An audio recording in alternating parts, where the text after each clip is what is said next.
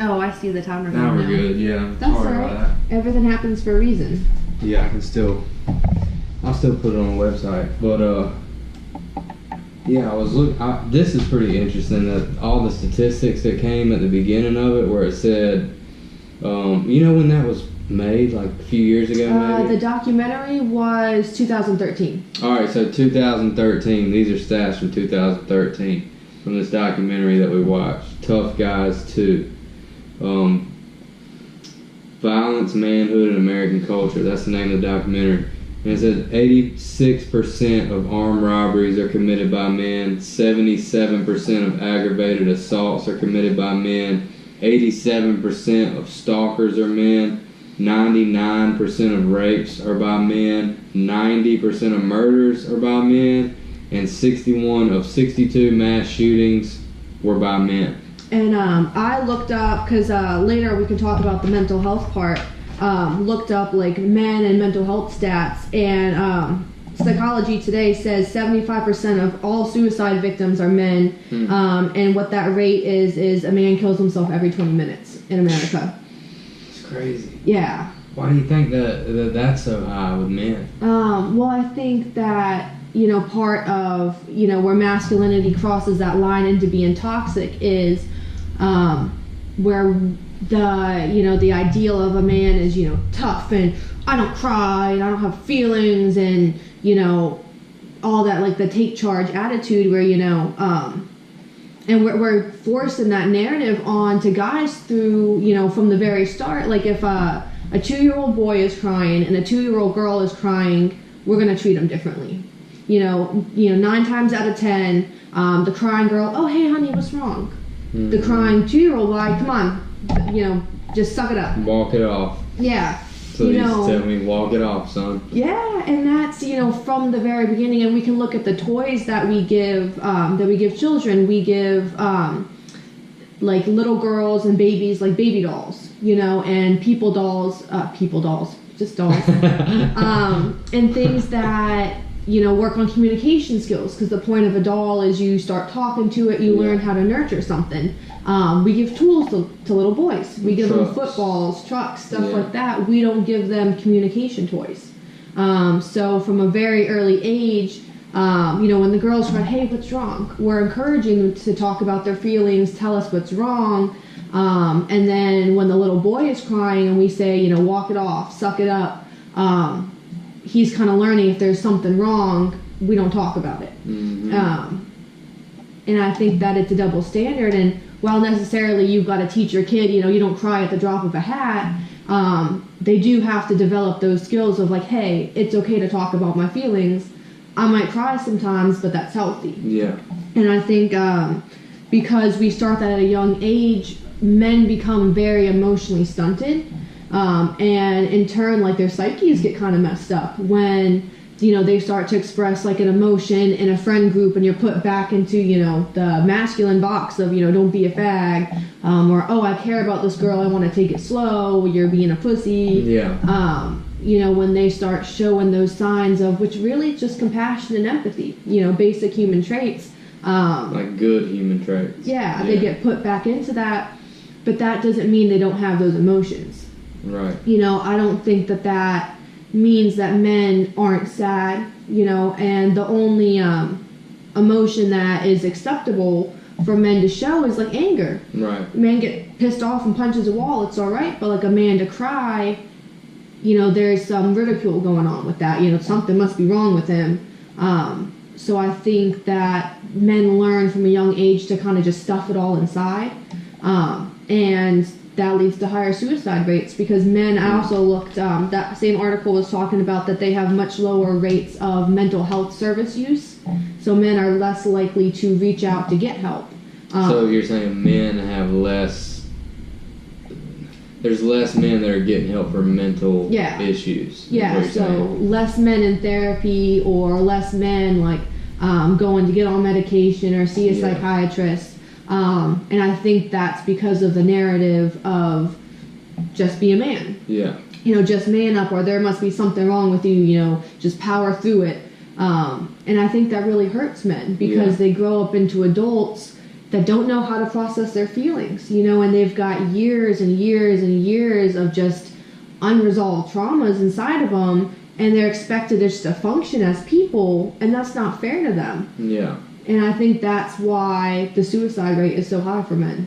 Yeah, see, it's hard for me to understand because the way I was brought up was kind of like shake it off, walk it off.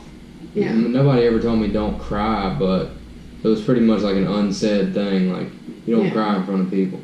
And at some point in my life, I stopped caring about what everybody thought, and like I cried sometimes in front of people, and I don't care. Yeah. You know what I mean? It's like it doesn't bother me. Like I don't come home thinking about what do they think about me because I'm a grown ass man and I cried. Yeah. It's just like, all right, I cried, whatever. It is what it is, and you do feel better sometimes after you cry. You know what I mean? And I've always been pretty good at communicating feelings and been pretty straight up with people. And it's just, it takes way too much effort to put on a front, honestly. And I got to the point where, you know, it's kind of like, it's like do or die, basically, because, you know, if I don't do what I know I'm supposed to do as far as, like, processing how I feel and communicating that to other people, if you piss me off, like, if not if I don't know you. If I don't know you piss me off, who cares? Like, I'm not going to communicate with you about it. But maybe sometimes. But if I know you and you upset me, I'm going to tell you how I feel. I'm going to take a little while and figure out how I want to say it. Hopefully I do that. Yeah, get your words right. Yeah, so I don't know. I've always been good at that. And it's not, well, I don't think it was really taught to me. Yeah. You know what I mean? It might just be the way I am, like, as a person. I don't know. Yeah. But I don't really care. I think it's more important kind of to get those things out than it is about what you think about me. Yeah. You know what I mean? And I think that's really rare, man. Like, I talked to my dad today, and my dad's like, "You gonna be on a podcast? Like, how do I watch it?" Well, surprise, Dad, I'm gonna talk about you. I tagged you in that, so he should be able to. Oh, he's not on Facebook. He's an old, but I'll send it to him. Oh, you can send him the link when we get done. Yeah. I'll post even though I just messed the GoPro up, I'll post that, and you can send it to him. So my dad, sweetest, kindest man in the whole world, you know, absolutely sacrifices himself for others, you know, has a servant's heart. That's a great part of being a man, I feel like, sacrificing yourself for others. Yeah. That's an awesome quality. I like that, and I think that's it, you know, do what's best for your family. But my stepmom and his wife of 16 years passed in December. Actually, it's 9 months to the day today. Passed in December of last year. And, you know, I called him on Monday, and he was in the Army like 22 years, so I think that got the, he was like a ranger and stuff. He was cool. Oh, shit. But he never brought that, That's he never brought that stuff home, though. He just left it at work. Are you the only child? Yeah. Oh, okay. You're the baby girl then. Yeah, so of course I'm getting the sweet treatment. And I called him on Monday, and because he doesn't really talk about, you know, feelings and stuff, which, I mean, I don't expect a lot of men just to talk about their feelings and stuff, but I called him on Monday. Sorry to out you, Dad. Called him on Monday, happy Labor Day and stuff, and, like, he wasn't doing so hot. And I was like, "Are you okay? You know, what's going on?" And I was talking to a family friend today, and they're like, "Yeah, we're kind of worried about him." So I called him today, and I'm like, "Hey, have you been in grief counseling?" And he's like, "No." And I was like, "Well, why not?" And I'm like, "Your best friend, the person you woke up to every day for 16 years, like, died, and you're not handling it well. Like, what is stopping you from just going to counseling?" Mm-hmm. And he couldn't give me an answer, you know, and, like, that's the stuff that breaks my heart, where we talk about, like, toxic masculinity. Like, I think of, like, the men that suffer in silence, and I think of, you know, for whatever reason, and nobody's asked him that before, you know, like, why aren't you talking to someone about this? You know, I think that it's this unexpected, or this this expectation, like unset expectation of men to just carry their burdens, you know, and just trudge on, and, you know, he's still, you know, trying to do right by me, and he's, you know, doing the best he can at work, and he's just carrying these burdens inside of him. And I think it's just that unset expectation of, well, you just deal with it. But in reality, you're not dealing with it if you're trying to keep it all inside. Right. Yeah.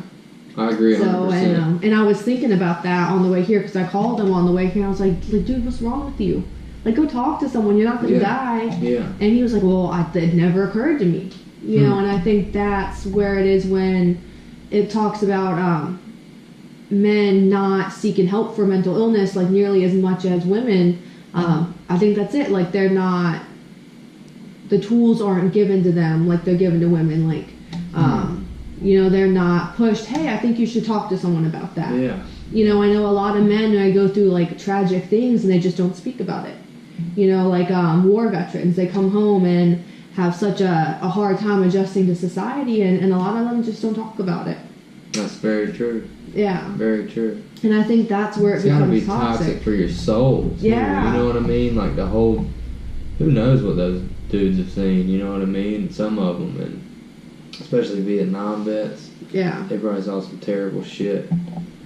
But, yeah, I think you're right. Like, it kind of is ingrained to, if you carry something around long enough, it's gonna turn toxic if it's bad. You know what I mean? Like, maybe not necessarily toxic masculinity, but, I mean, it kind of is what we're talking about, though. Like, it kind of is like a masculine type of thing where it's like, don't show your emotions, you know, as much at least, you know what I mean? And I think it's harder for men to ask for help because, like, as you said, like, part of, like what is a man, you know, that's self-sufficient. Yeah. You know, so I should be able to deal with this on my own. And I think that's why a lot of men, like, don't reach out for help. And, like, I think that's a big part of when I think toxic masculinity, like, I think of the men that we have suffering in silence. You know, that they've got, you know, it's like 3-to-1 ratio of men with substance abuse disorders and women. Really? Yeah. I didn't know that. That's I found that on substance the abuse, website. usually, if you're abusing something, you're trying to cover something up. Yeah. Usually. And so either who you are or some traumatic thing that happened to you, or the self-medicating, you know, and I think that goes hand in hand with the higher suicide rates is, you know, instead of asking for help, I can just drink. Yeah. You know, or, you know, I can do a little bit of drugs and take the pain away, but, like, the pain's still there. Do you think if we took less emphasis on what others thought, that it would help people? Because we're kind of moving in the opposite direction as far as the society and taking emphasis off what people think whenever you can just go click a button and like something. Yeah. So, it's, I mean, a lot of people will put something up, and I've done it plenty of times, will put something up on social media to get people to like it. Yeah. You know what I mean? Or to do things to gain the approval of others. You know what I'm saying? Yeah. And the whole group think type of thing just pisses me off, dude. Like, when you have a group of people that all...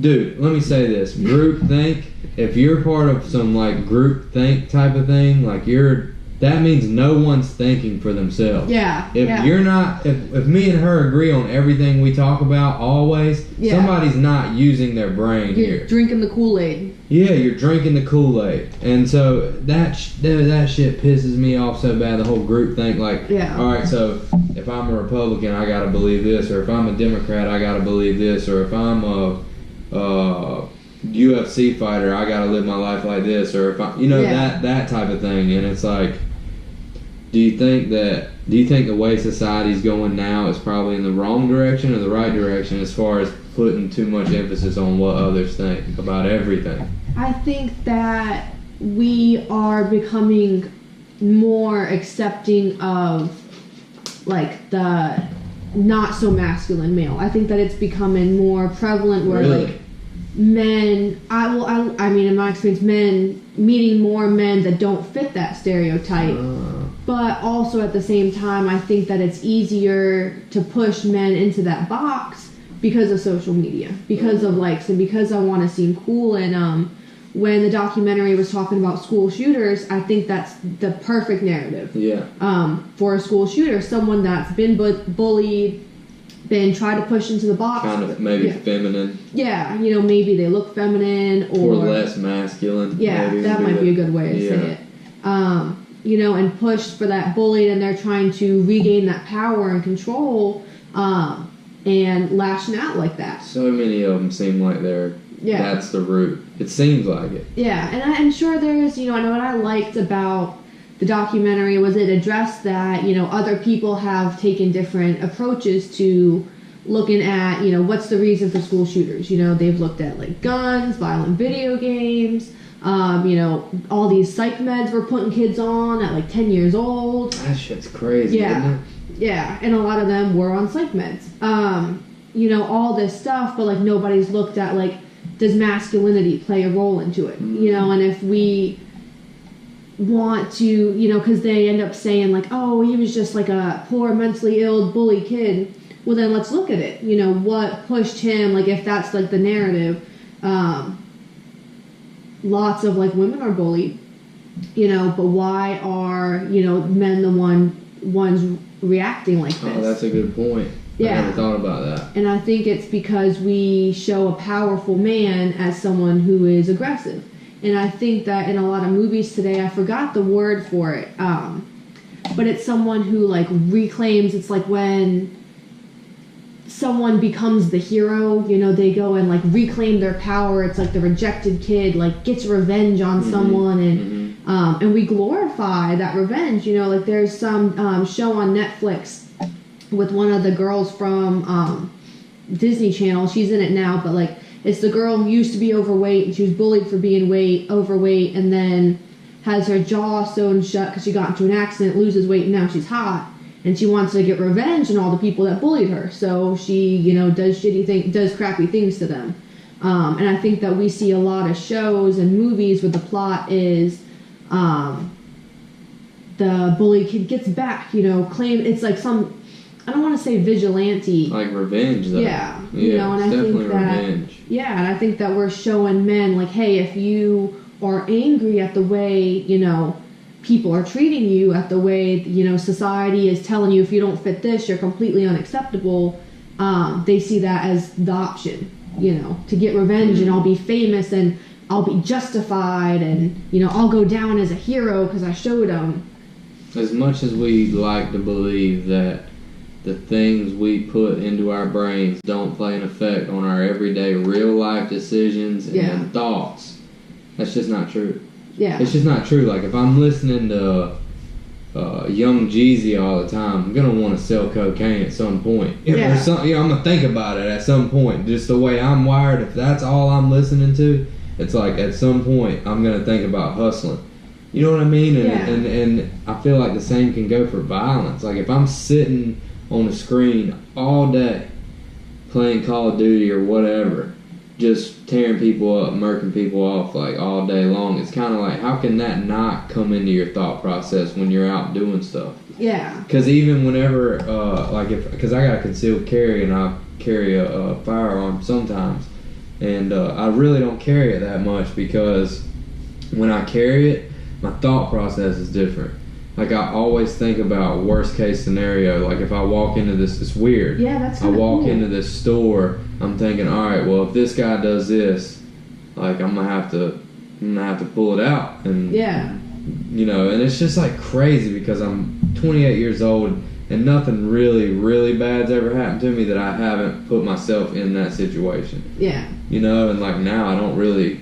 I'm a dad. Like, I don't really put myself in bad situations, but stuff can happen, unfortunately. But true. My whole thought process changes. You're like on the lookout instead of I'm just on high alert, and like I'm thinking about violent things happening, and it's just weird, man. It's weird, and I think that the stuff we put into our brains, like if I'm only listening to positive stuff, like positive music, positive podcasts, positive radio, if I'm only putting positivity in, I'm gonna have a lot less negative thoughts. Yeah. And I think that we kind of downplay that as, oh, it's just a movie, blah blah blah. Yeah. So, I feel like you do kind of have to be careful, especially what you let your kids watch because their brains are still developing, and it's like, I want to be able to just let my kid watch whatever he wants, but I don't think that's the way it probably needs to work because kids turn out fucked up sometimes. Yeah, so I think you got to kind of be, as an adult, even be aware of what you're putting into your body over and over. And it doesn't have to be food or drugs or alcohol. It can be media.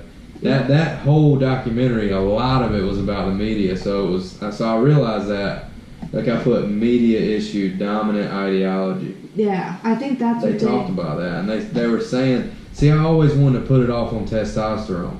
Yeah. Like I always wanted to blame it on, because some days I just feel violent. Yeah. Like some days I'm like, I fucking dare you to say something to me, motherfucker. Or something like that. Like I'm just looking at somebody and they're not even saying anything disrespectful, but in my head I'm like, please pop off one time. Just do something one, you know what I'm saying? Yeah, so I can get it out. It's like few and far between, but I feel like if I added substance or like if I was drinking or doing stuff that's going to kind of amp me up, then it's going to happen. You know what I mean? That's why a lot of drunk people fight. Yeah. Because they don't give a shit about the consequences, But I don't know. I wanted to push it off on testosterone, so I'm glad the documentary kind of talked about it. Because I put I put testosterone question mark because I feel like it kind of may play somewhat of a role because we do have more testosterone than women, and I feel like testosterone does kind of amp you up a little bit. Like if you get it pumping and you're like, or you're doing something or you're eating foods that kind of boost your testosterone levels, you kind of may get a little more aggressive.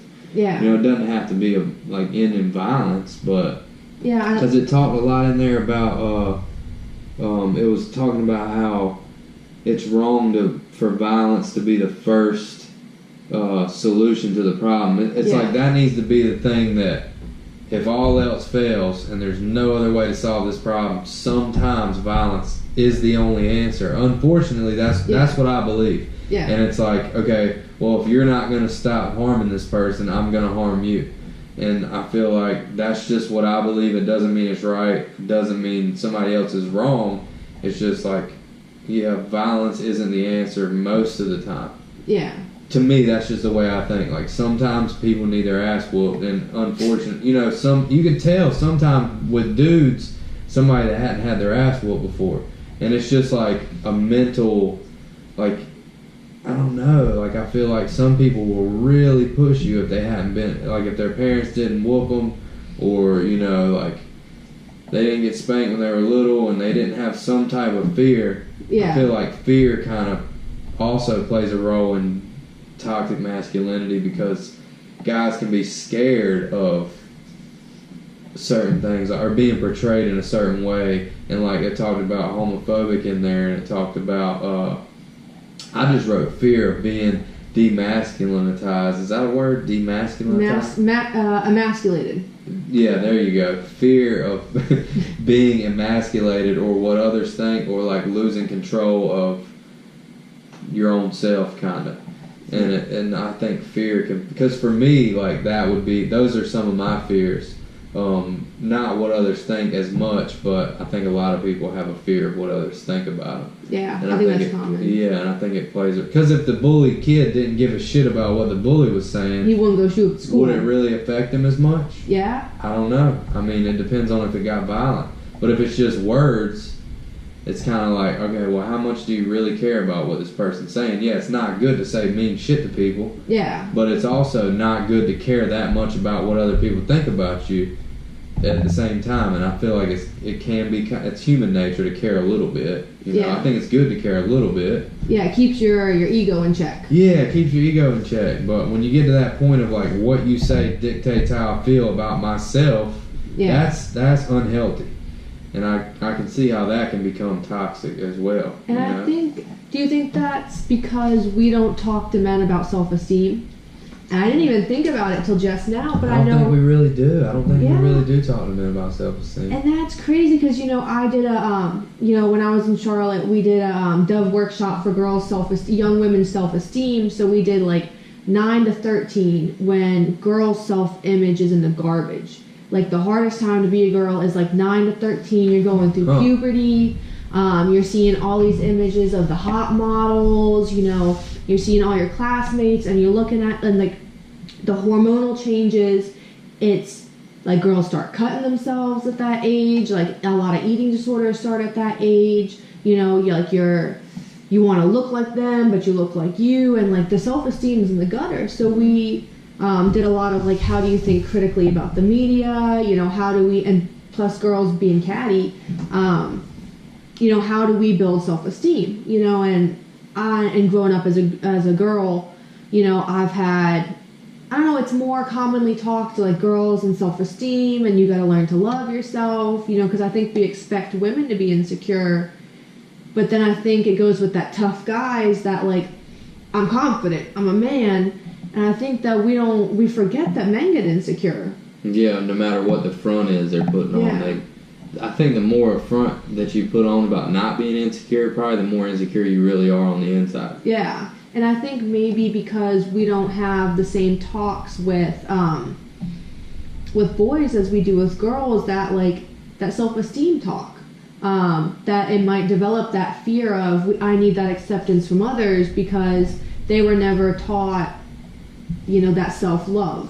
So I think men are more likely to seek validation from other men because we might not be having those talks with them. Yeah, that's interesting. Well, I got a son, so all this is extremely interesting to me because you know, I want him to have as much. That's like a big reason why I started doing this podcast is because I want to learn about all types of people and what they think and the way their brain works, and I want to be able to relate to him no matter what level his thinking's on. Yeah. Little kids want to be like their dad up until a certain point, and then it's like probably hard to relate to them at some point. And I just want to get all perspectives of as much shit as I can. So whenever he comes to me and he's like, you know, if he feels less than or something, I want to say like, that's all right. Like that's a human feeling. Yeah. And so let's talk about why do you feel less than? Like, are you comparing yourself to other people? Because you're you. You know what I mean? And like, just to be prepared to have talks like that with him, because once you don't have any kids, right? Oh, thank God, no. Once you have a kid, like it's like the most radical change in your life, and like it's like a whole new dimension opens up, and like it totally changed my life as far as like I want to be better. I want to learn as much as I can. Never wanted to learn. I'm 28 years old. Never really wanted to learn shit. Yeah. My whole life was never interested in learning. I just was interested in like going out and doing fun shit all the time, or like getting fucked up and being rough or whatever. You know what I mean? Like that's all I was interested in. I wasn't interested in being smarter.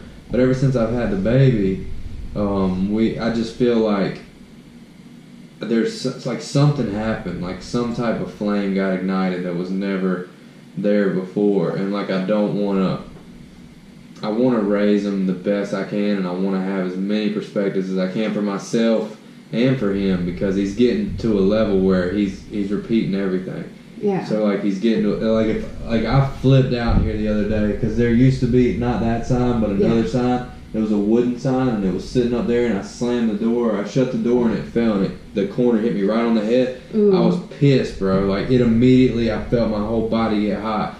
And I was like, fuck! And, like, threw the sign out the back door, kicked the door shut, and I turned around, and he's looking right. This was like 6 months. I don't know how long ago. But I turned around, and he's looking right at me. And then his mom's like, you can't act like that in front of him because he's going to emulate everything you do. And I was like... that's socialization, yeah. And I was like, it kind of made me mad that she said that. And then I was like, all right, well, I started thinking about it. I'm like, it makes total sense. It took me like an hour to figure out that made sense, what she said. And so I finally figured out, okay, that makes sense. Like, I don't need to act like that in front of him because he's already rough. Like, he's already kind of like, he plays really rough. And so... I don't want to encourage him to be violent. Yeah. You know what I mean? I definitely don't want to do that. And it just made a lot of sense because it's like, I got a great dad. Like, my dad didn't really push me to do things I didn't want to do, mostly. Yeah. Like, he was really good about that. But never really cussed me out or anything like that. I think that's really important. Because I think the way we talk to children becomes the way they talk to themselves. Yeah, you know? yeah. And I'm really big on we don't cuss around children. You say please, thank you. You know, because that you're shaping their mind. You know, and if I'm around, you know, a child growing up and I'm fuck this, fuck that. Like, I did not hear my dad. Well, I think I was like 3 or 4. And my dad, I was in the next room and my dad was drilling his soldiers and was cussing them out because he's, you know, the sergeant and everything. And then when he stopped, just clear as day, me in the next room, I was like, shit, damn, fuck, you know. Oh, shit. And all his soldiers start laughing at him because, you know, his little girl in the next room is just copying him. And I don't think I can recall a single time where my dad said a cuss word until I was like 19. Yeah. You My know. parents don't really cuss that much around me. Yeah. I mean, it's rare. I mean, my stepmom did, and that's, you know, probably why I am. But I think that's important because if I'm like, fuck this, fuck that, and I've got this bad attitude, like, my kid's going to develop that attitude. Yeah. You know, and that's how they're going to talk to other people, and, you know, that's how they're going to talk to themselves, and I don't think that's, healthy. Yeah. I think that it's so important. Like, everything we talked about is very important, but I think it's this whole conversation is so important for me because those are things that I overlook or I just stuff that I would never even think about. You know, not I mean, my parents didn't really cuss around me, so why would I cuss all the time around my kid? You know what I mean? Yeah. And so it's definitely something. The podcast has helped me figure out some things I want to do some work on for sure. Like things that I just brush under the rug is it's not that bad because I'm not doing this, or it's not that bad because I'm comparing it to other things I used to do. Yeah. As being less bad. Yeah. So it's definitely the conversation that we're having is very important to me, like as a person, to try to address some of these things and realize that there may be like I still have time to change some things before he starts really comprehending stuff, you know. Like I want to definitely get better and set like a great example for him and don't treat people bad in my life at all, but especially in front of him. Yeah. Because it's like if things don't go your way, like you don't get to pitch a fit. Yeah. So you know? if I'm pitching a fit, you know, cussing someone out in front of you, it sets that example of, okay, you're mad, I'm gonna cuss someone out. You know. Yeah. And that's not. It's not how life works. Yeah, and I think that it's funny you say that, like, you don't, like, I don't want my kid to pitch a fit, but if I'm here pitching a fit at someone else in front of my kid, like, that's funny because it's like that, you know, do as I say, not as I do. Yeah, that's bullshit. Yeah. To me, I just think that's bullshit. Like, set an example. That's the most important thing you can do, especially for a young person, even if it's not your kid. Because everywhere you go with little kids, if you notice, they're kind of eating, but they're sitting there watching you. Yeah. Even if you're not their parent or related to them. Little kids are really observant, and they soak it up. Yeah. They soak it up, dude. And so, like, I try to also, and I've messed up plenty of times, but I try to also not do things in front of other people's kids that is setting a bad example, you know? So their minds are, like, molded so easily. Yeah. So we got to think about that, you know? Yeah, I was being teased a little bit this past weekend because I wasn't cussing in front of a kid. Mm-hmm. They're like, oh, she's heard a bunch of cuss words. I'm like, well, you don't know, you know? And, like, kids that, you know, like other people's kids, like, don't smoke in front of them, you know? You know, I think that's it. Like, you don't know the effect you're going to have on someone. And I think a really good example of that is... I can't remember the study name, but it was, they had the giant inflatable clown looking dolls. You know what I'm talking about? Mm-hmm. They're kind of creepy looking back from like the 50s. They Real did creepy looking. Yeah. They did a sociology experiment where they videotaped 2 groups of kids, and they were just sitting around. They got toys on the floor. It starts with a B, the dolls. But the doll was just sitting in the corner room and had toys, and one group they had not 2 Bozo, right? Something like that. Yeah. I think it's something like that. Yeah. And both groups had kids. It was like 2 to 6, I think it was.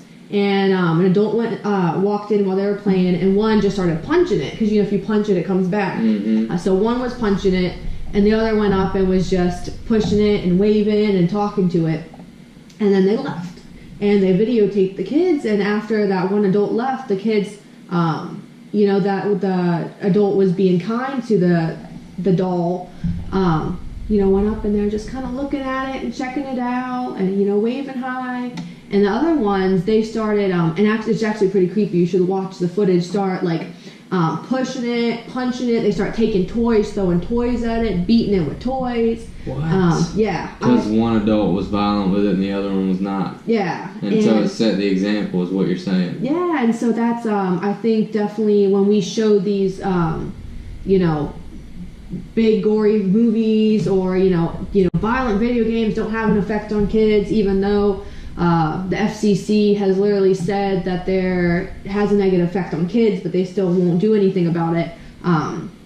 It's getting into their psyche. They're learning about how do I function based off of what they're seeing. And I think that's where we got to start looking at what am I showing to these little boys on what it means to be a man.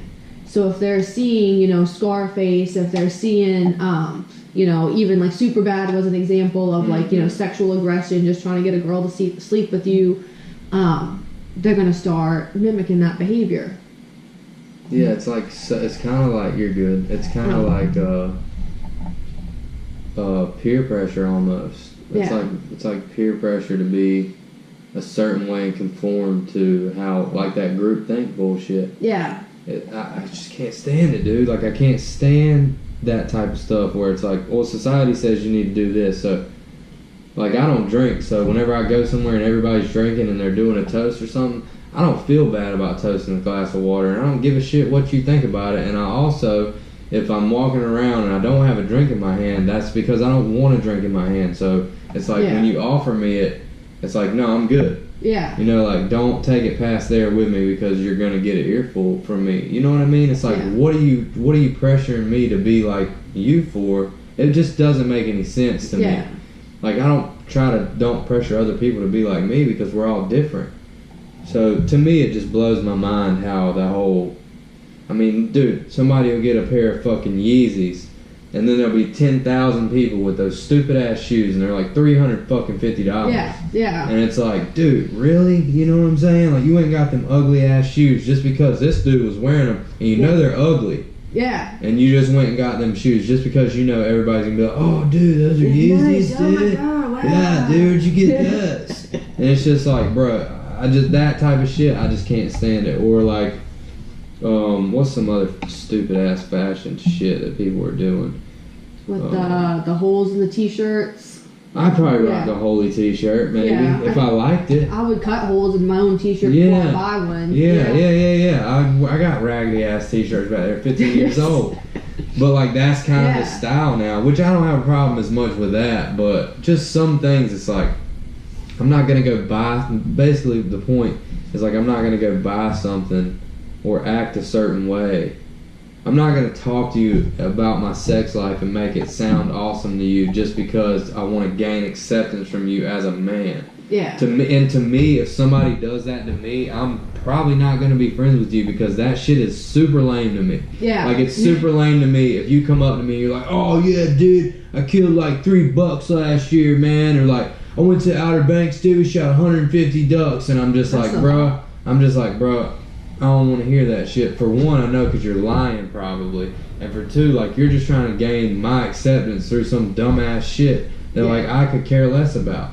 It's like, talk to me about something with some substance. Don't, like, the whole thing about just trying to gain acceptance from somebody for no reason. Like, I had a dude, I'm not even going to say anything because we're on Facebook Live, but I'm not going to be, like, specific, but I had a dude come up to me that I had really no clue who he was. May have seen him like one or two times. If he commented on one of my statuses on Facebook, I'd have been like, dude, do you fucking know me? Yeah. That's what I would have said. So it was that like that. And I was super nice to him. Yeah. Even though I didn't want to be. And he came up to me and said something, and I was just like, yeah, alright, yeah. And then I'm like, I gotta go. I got this happening right now. I gotta go. I'm being real vague because I don't want to hurt anybody's feelings. But it was just like, bruh, like, if I don't know who you are, why, like, you need to introduce yourself to me first of all and tell me who you are. Yeah. And, like, you know, or I'm going to say, do I know who you are? Yeah. Because, like, just because we're friends on social media or not friends on social media, you saw something on my social media, it just doesn't make any sense to me to just come up and act like you know who I am. Yeah. That type of shit, I'm like, whoa, dude. Like, let's back it up, dude. This is real life. You have to put effort into relationships with people. You don't just get to act like you know everybody. Like, relationships require effort. Yeah. You know, doing the right thing requires effort sometimes. Like, I think the whole effort thing that we were talking about is so important, dude. Like, that's the thing that really irks me, and hopefully I'll get over it, you know, at some point. Like, I'm going to put in the effort, and that's all I can do, you know. But it's like, people want the reward without the effort, and that is a problem, I think. I think it's a big problem, and I don't think we're headed in the right direction for that. You know, but I'm glad of what you brought up about how you feel. You said you feel like we're kind of accepting more less masculine men. Maybe is that kind of what you were saying? Yeah, I think that maybe not less masculine, but more well-rounded. Yeah. You know, because I think that you can be, you know, masculine and you know the tough and you know the perseverance and you know. Because that's women can be that. Yeah, you know, a lot of those strong traits. But in addition, like I think, like throwing the well-rounded, like okay, compassion. You know, thinking. You know, having like being thought-provoking, whatever. No, I know what you're saying. Independent thinker type of thing. Yeah, you know, and you know, throw those characteristics in, so you have a well-rounded person where it's like. And I think that actually leads to more men secure in their masculinity when we raise people like that, you know. And I think that it's about the conversations we have with our kids, and I love that. Like a lot of what I've gotten from classes and just documentaries I've watched and research is like it's kind of a fucked up world out there, and you can't censor what your kids are getting to you or getting to see. You know, everybody's got a smartphone. You don't know what they're seeing, what they're saying, what their friends are posting on Facebook. Because, like, even if you might say you're only watching these shows from this time with your kid, you know, shows you've pre-approved, people could be showing stuff on Facebook. They're definitely doing that. Yeah, and, you know, but I think because you can't control that, like, what you can control is let's have conversations with our kids about not just internalizing what we see, but thinking about it. You know, and that was a big thing that they were talking about with just looking at ads and looking at like photoshopped women and everything. Like before you just be like, oh, I want to look like her, like take a minute.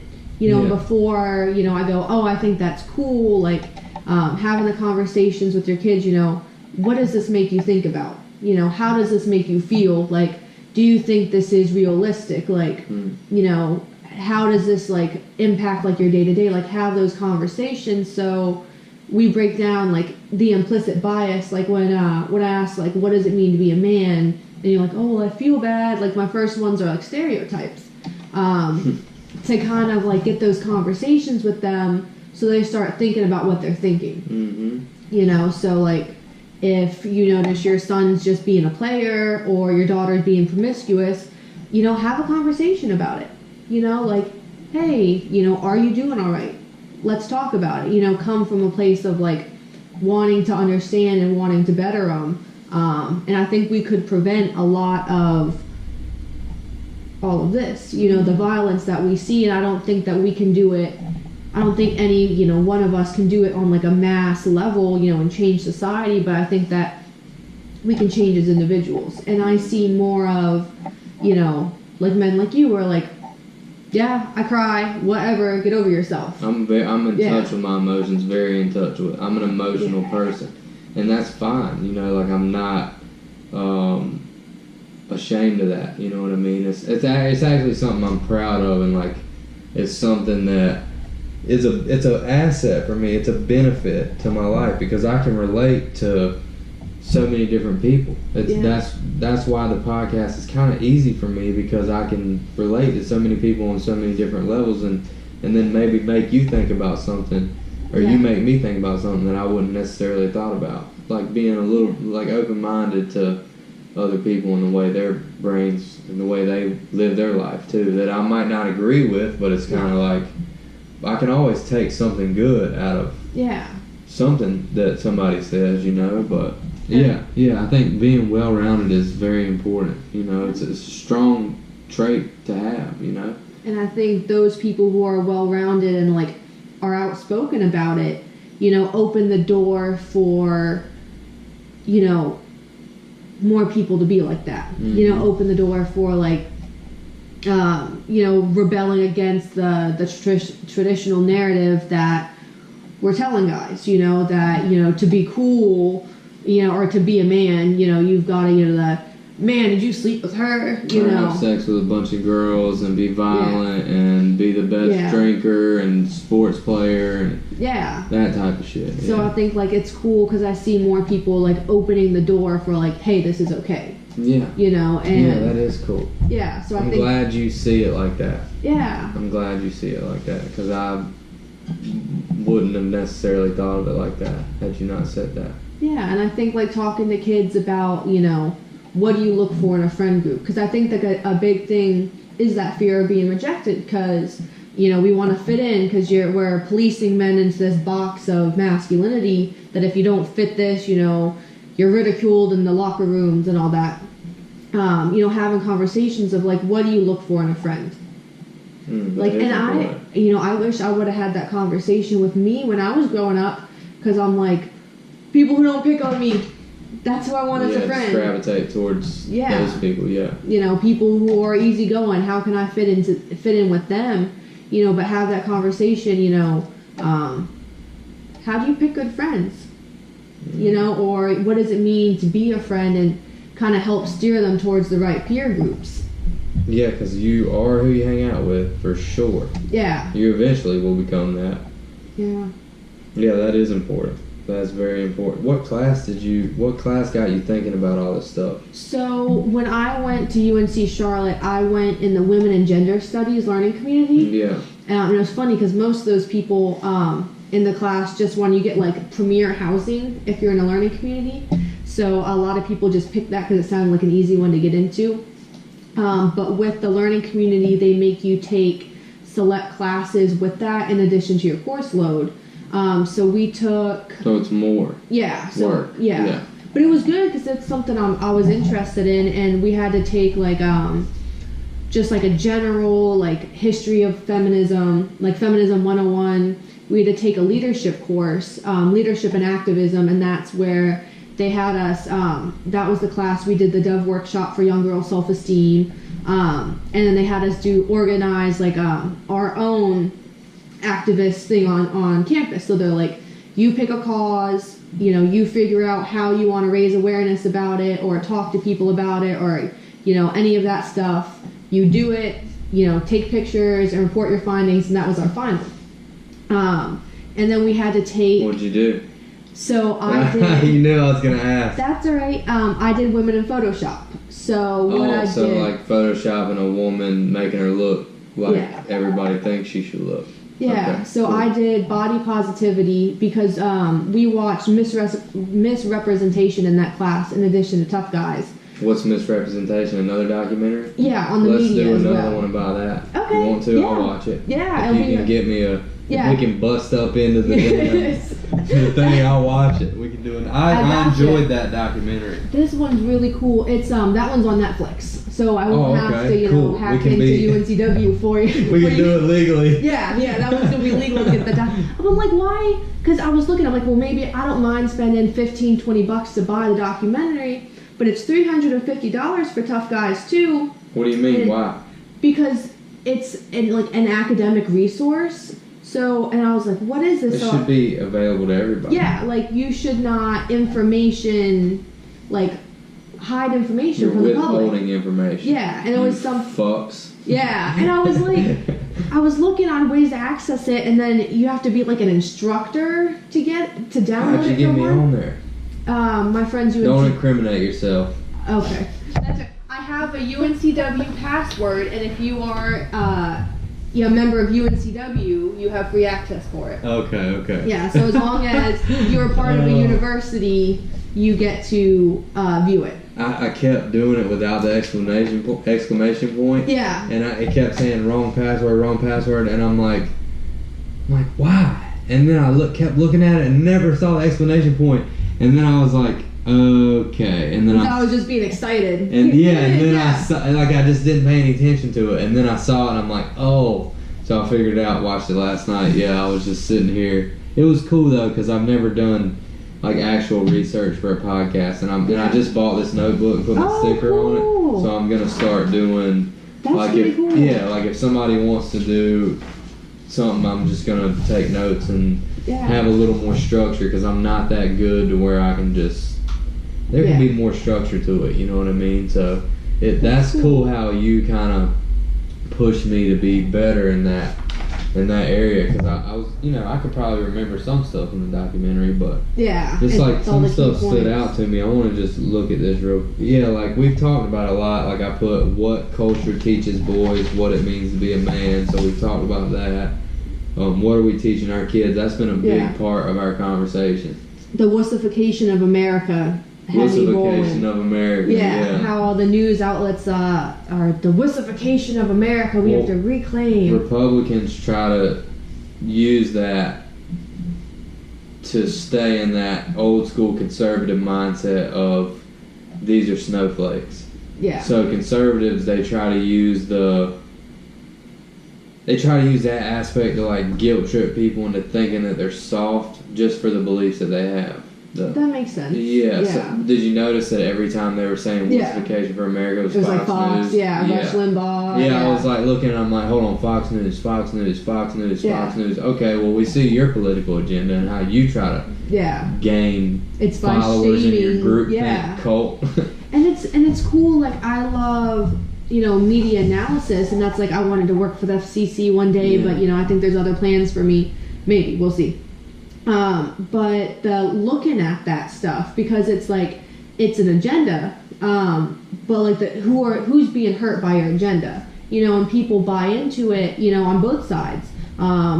They feed into, let's make America great again, and the wussification of America, we need to just, get back to our roots. But we're not looking at what is that actually doing for people when we push that agenda. It's hurting a lot of men.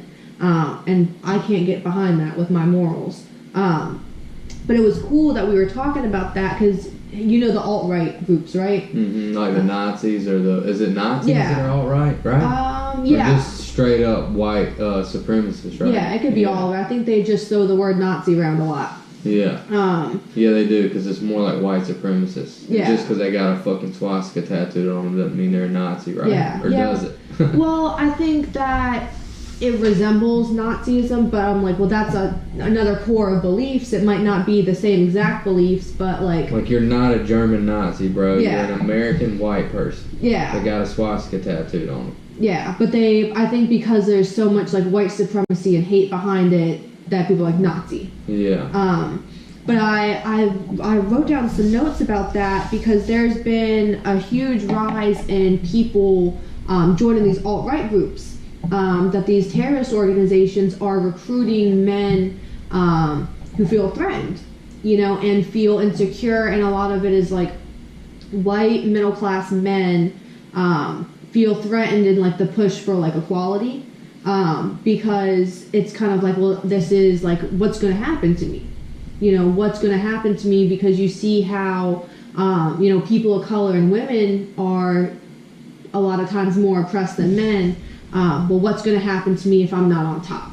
And they get fear and that insecurity and the lack of control. I don't know, I feel insecure in my place. I feel like my place is being taken from me. Whether that's right or wrong is beside the point. But they feel scared, and I think a lot of them are being preyed on by these terrorist organizations because they're scared, and they're these feminazis and these other people, whatever labels you want to give them, are the reason that you're upset, that you're feeling this way, and the way to reclaim your masculinity or reclaim America as it should be is through violence. I think one of the school shooters, and I am not well versed enough to say which one it was part of that organization or had been talking to them like in the groups online and stuff. So I think that when we push like the wussification of America, and I think the phrase they used was, under siege media, that like, America's being attacked, our morals are being attacked. For some people who are like very insecure and have been put in that box of like violence is the answer, and they can't see the well-roundedness of it, they're like, well, violence is the answer. All right, I've got to protect my country, like I've got to protect my morals, I'm doing the right thing, but it's so far left that it results in violence. So far right? Does that make sense? Mm-hmm. Yeah, for sure. Kind of like the like ISIS recruiting young members too. Extreme to the right or the left is I mean, you got like Antifa and Black Lives Matter, and they're violent. They do violent protests, and like the thing is, like, you can believe whatever you want. I don't give a shit. Like, more power to you. But when you start harming people, that's when I have a problem with it. Yeah. You know what I mean? Like, if you have a group that harms people, like physically harms people, or even verbally, you can verbally harm people too. Yeah. When you got people harming people, that's when I'm not cool with it. You know what I mean? And some of those, and then if one Black Lives Matter group or one, I don't know how an alt-right white supremacist group isn't violent. Yeah. Never heard of one that wasn't. Yeah. I mean, I'm sure we probably wouldn't hear of it if there was. Yeah. But it's like, how...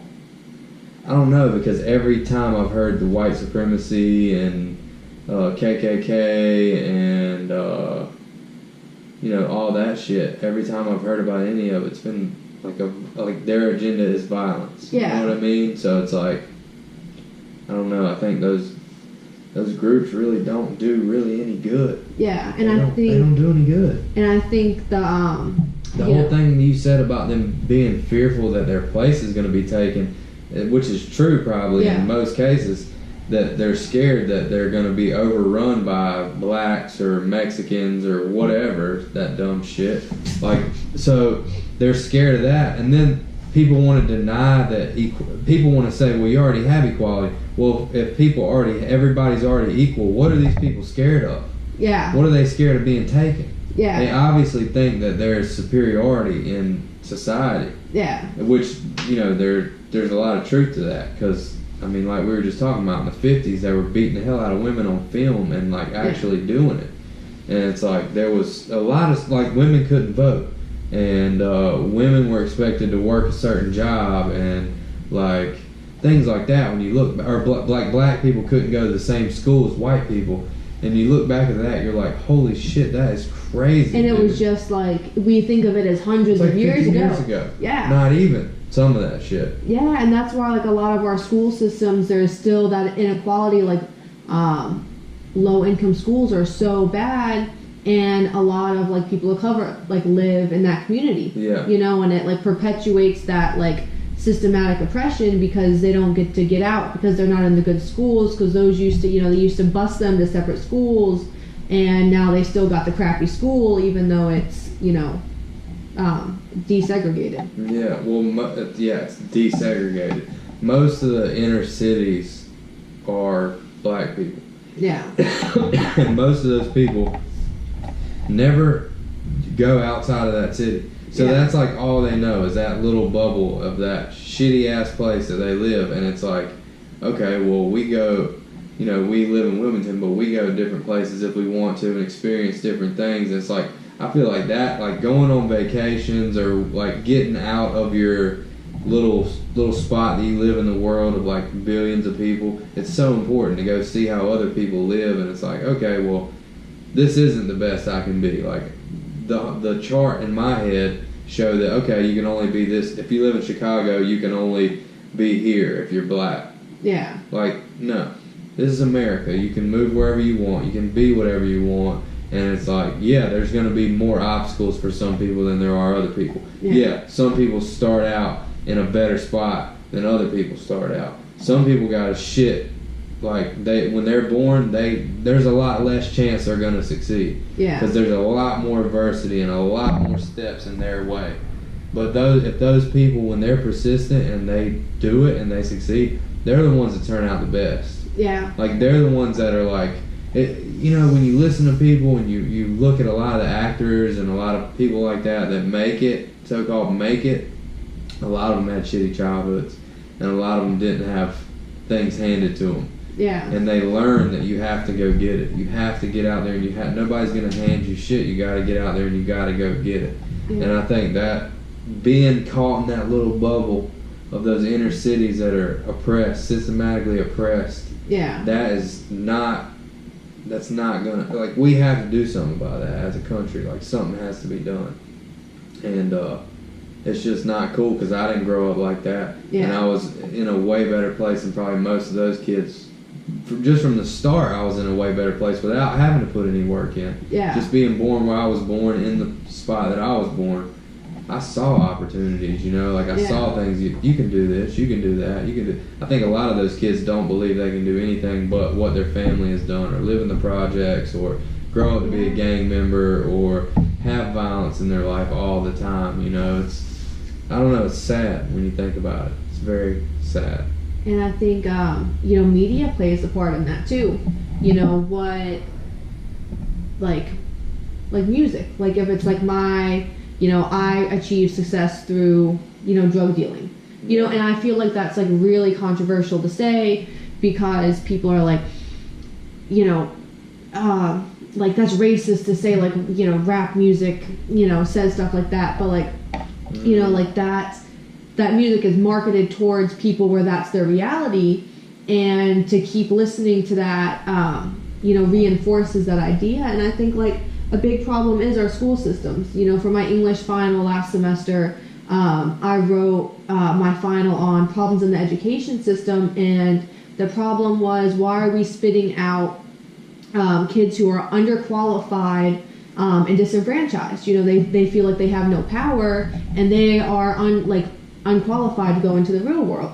And I think a lot of it is we don't think about, like, okay, these kids, they're not given a lot of opportunities, like, or they're not told about the resources they have because, their mom works 2 jobs, or they've got a house with a lot of kids in them, or they've got to work a job while in school to help pay rent.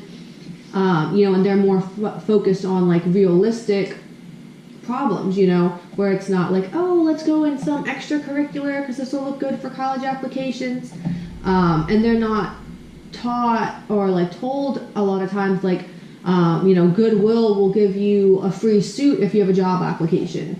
That there's, because they're like, well, I want to go to it, like, get a good job, but I don't have the clothes for it, and those clothes are expensive, and, like, there's tools out there, and I don't think that, like, we reach out to them, in the school system, like counselors, and I don't think that we show alternatives to a 4-year university.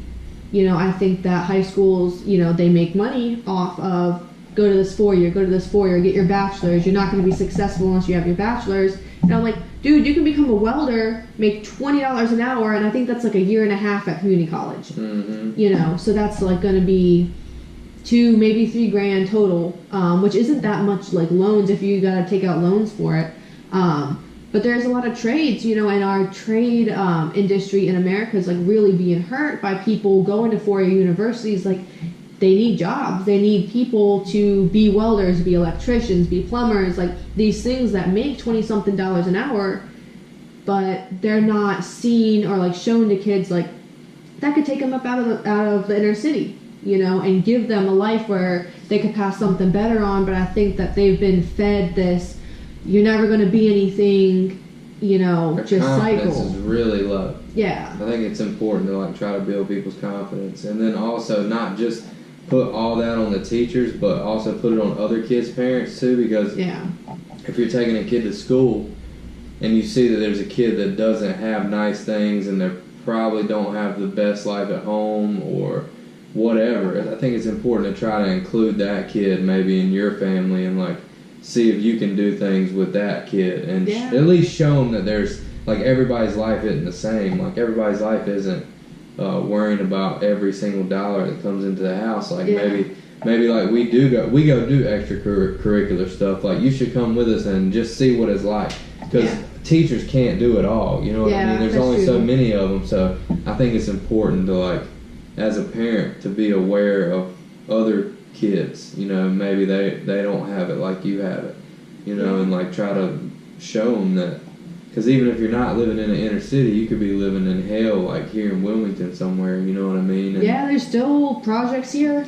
Yeah, there could be kids that are just, there is kids that are just suffering from all kinds of stuff. Maybe they don't even have food, you know what I mean? Yeah. You might not hear a word about it from them. Yeah. You know, so I think that's embarrassing. Yeah, it is embarrassing, but it's important to be aware, I think, as a parent. Like, kids, I didn't really care that much about kids, honestly, until I had one.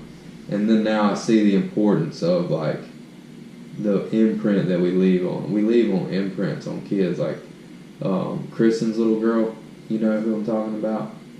I think so. Kinsley, the little girl that's she's probably like 5 now, I think, or 6. But, like, every time she sees me, she's like, will just stare at me until I give her a hug and say, hey, cutie, or whatever. Yeah. Like, she'll just stare at me the whole time. It's like she's just waiting. And, you know, just the impact that we have. Like, he's going to be, like, every single move I make, he's going to want to do what I do. You know, it's just, we underestimate that impact that we have on children. You know what I mean? And it's important, man. It's definitely important. Did we talk about everything you wanted to talk about this? Because I think so. Yeah, I don't want to miss anything. I think that. Yeah, and then, you know, the 2/3 of the gun deaths are suicide. Yeah, and that 86% of, I don't know, I wrote like a half statistic down that like 6% of men, maybe it's of the gun deaths, have depression, substance abuse, or PTSD. Oh yeah, that makes sense. Yeah. I wrote some half, I think because I put a dash, it's connected. Yeah. That like 86% of them struggle with something like that. And then more just like, I feel like that's where it gets toxic because they're pain shoved down. The strong, silent type. That's. I think that might be the most important thing we talked about. Yeah. Like if you're listening or if you're watching and you need help, you need to say something about it. Like, people can't read your mind, man. And, like, it's so much more important for you to live than it is for what everybody else thinks about you. That doesn't matter in the end. It does not matter what people think about you. And honestly, I'm going to have more respect for you if you speak up and you say something when other people may be scared to. Like, I just think if you're thinking about harming yourself or somebody else, like, you need to find somebody to talk to. Whether you're a man or a woman, it doesn't matter. Like, that doesn't make you less of a man to communicate and say something to somebody about it. Like, there's people out there you can talk to that's not going to tell your business to everybody. Nobody has to even know. Yeah. But, like, you know if you got help or not. You know what I mean? Like, hopefully your dad will talk to somebody and it'll help get better. Because, I mean, it's not going to make it worse. Yeah. You know what I mean? And that's it. And I suggested to him because he's, like, really religious and everything. And, when he married my stepmom, kind of put that to the side because my stepmom really didn't believe in anything. Yeah. And he stopped going to church, and I had no idea he was so deeply religious until I was looking at the wedding album for my him and my real mom, and they picked out Bible passages to read in their, what is it, when their vows together. Yeah. So he like read her like Bible vows, and like in the ceremony, they, like quoted things that they like custom picked out, and it like, I could tell that was important to him, and at some point he lost that touchstone. Yeah. So I suggested something, I can't see him going to a grief counselor. Like, I just don't see it, but like, what's realistic for him, like, why don't you go to church? Yeah, you can talk to God or your higher power, you can talk to that too. Whatever, faith or something. He's like, what, you're right. And I said, be a part of people who, because you don't have to, wherever, like, whatever your help is, you should get your help. And for him, I think that would be that. I know a lot of people, like, there's people at work who have undergone, like, trauma as a kid, and where they've gotten their resolve is talking to their pastor. and that doesn't make sense to me. That's all right. I like a clinical therapist. We can work on some coping skills, get some therapy packets. Anywhere you can get the help, though, get it. Yeah. That's your point, right? Yeah, and it's like different strokes for different folks. So don't think there's just one way to get help. Like if it makes you nervous to sit on a shrink's couch, like, reaching out to a friend, they've got apps now, like therapy apps where you can talk to people. They've got, apps for like if you're having panic attacks or struggle with self-harm. They've got help, and I don't want people to think they have to, like, there's one right way to do something when there's so much help out there. And maybe it's like, people would need like a combination of things too. Yeah. Or like if you try one thing, don't give up because it doesn't work. Yeah. Keep trying different things because there's like there's meditation, yoga, exercise. Some people could be in such a bad state that they're not able to do those physical things, but if you can get up and do stuff, that type of stuff can help your mental too, like move a muscle, change a thought. Endorphins are real. Yeah, so those type of things can help. There's plenty of ways to try to get that self-help. There's plenty of ways, and there's nothing to be ashamed of by doing this. By asking for help, that's not a shameful thing to do. It's actually like an empowering type of thing to do, Yeah. Oh, that's my blood clot. I forgot to put my... Oh, Is it still going? It's still going. It's still going. Yeah, it'll cut it off for just a second. Let me just make sure nobody said anything we need to address. Orientate the screen. Luke, you need to learn English, bro. Love you, Sarah. Thanks for bringing awareness, Abram Joplin. Oh, hi, Abram. You should call me sometime. I like him. Insatiable. What does that mean? Insatiable or oh yeah, maybe that's it. Yeah. What does that mean? Insatiable usually means like you can't get enough of it. I think I would have to see. Oh, that's a good comment. Maybe that's all she said. I don't just know. I would have to see if that's how it was actually spelled. Carrie Boulay, I don't know how to say your last name, but we don't know how. We're gonna take. Okay, hold on. Here's another comment from. Touch anyone without their permission, even a hug. Oh, man, if I had $1 for every "where my hug at" comment I've gotten from just like guys I don't even really know. Guys talking about where my hug at, shut the fuck up. Yeah. Where my hug at? Yeah, oh my she God. said, I agree, we've been drilling it in my son's head, we do not. So maybe we were talking about, it's hard to do, like when me and you were talking, I can't pay this much attention because I feel like we are actually talking. Yeah, we're engaging in a conversation. So I always like to go back and kind of just look and see if there, if somebody said something that might need to be addressed.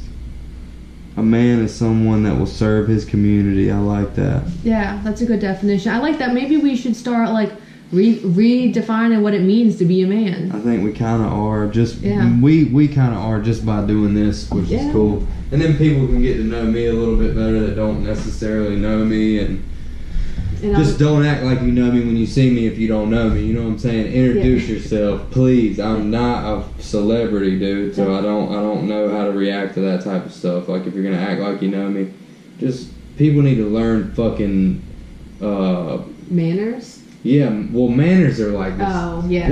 We could do a podcast on manners. I would You want to? Yeah, because I lack manners sometimes, but sometimes, most of the time, I have very good manners. Yeah. And that's a good thing to teach kids. Yeah. Is manners, because it's going out the window. We could do a whole podcast on I am very opinionated on manners. Yeah, we could definitely talk about it. Yeah, I think I got everything on here that.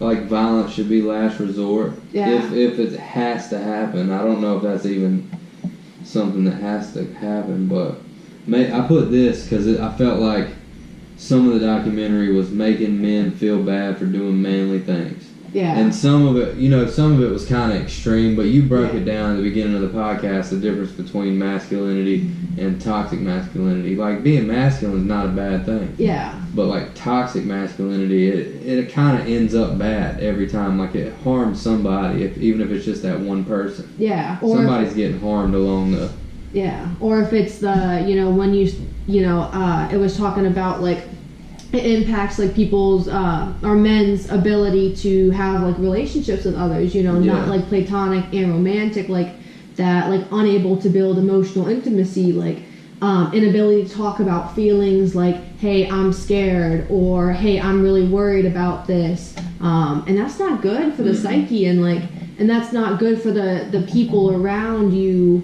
Because I think, like, a lot of women probably end up getting taken as hostages because women like to fix people with, like, men who don't know how to communicate, and their snap judgment, like, I'm just angry and I'm pissed off and I'm gonna punch a wall instead of, or go walk out instead of, like, hey, I'm in touch with my feelings, I can talk about them, let's just talk about them. And I think that's a result of bad parenting, because if you raise emotionally stable men, then they would know how to deal with them. Yeah, for sure. But yeah, when they showed Dirty Jobs on the documentary as being something, like, bad, I was like, I watched a lot of Dirty Jobs. If you're saying Mike Rose, my homie. Yeah, I was like, he's one of the sweetest guys. I was like, he's nothing super nice. Nothing about him is, preaching if you cry, you're not a man. I'm like, leave my mans alone. It's hard for me to find a documentary I agree fully with. Yeah. Especially, like, conspiracy theory ones. I'm like, some of that could be true, and then a lot of it sounds like just dog shit. Yeah. You know what I'm saying? I'm like, But, that goes back to, like, let's think for ourselves. Like, let's don't let the media dictate the way we think or what you watch. To some extent it's gonna, but... Yeah. You want to think for yourself. That's what I feel like. I've had a lot, like, almost everyone on the podcast is like an independent thinker, and that's what I look for. Like, people, or if you reached out to me and you were like, "Hey, I want to do the podcast or whatever," I'd be like, "Yeah, let's do it." You never know what could come out. You know what I mean? So yeah, I love it. It's definitely. I really appreciate you doing it. I think it was definitely eye opening for me. Thanks. It's cool. Like, I like having these conversations, and, like, I feel like it's really important, and we don't talk about them enough. So thanks for, I'm like, oh my god, like, I've never had anybody, like, actually want to watch this. Like, I've brought it up to a lot of people, so it's really cool. I'm interested in a lot of different things, but, like, I also want to, I'm not, like, my end result. I'm not my end result. Like, I want to continue to change and evolve, and I think that's kind of, like, if you're going to get better, if you're going to live life, I think it's important to evolve and to change and not be set in these ways of, like... This is it. This is how we've always done it. This is the way we have to do it. I think it's important to have a progressive mindset and to be open-minded and realize that everybody's not going to live their life like you, and a lot of people wouldn't be happy living their life like you live your life. So it's important to encourage people to be happy. If they're not harming somebody, let's try to encourage it, you know what I mean? And I think that if we do that, I think a lot of people will talk more about certain problems that they have, or feel like that they're not going to be judged so much. Yeah. I think we are moving in that direction, which I think is good. But thanks for doing the podcast. Yeah, thanks for having me. Anybody who watched, thanks for watching, y'all. Thanks for watching. Thanks for listening. It's cool, man. I really enjoyed it. Thanks, me too. I just ordered a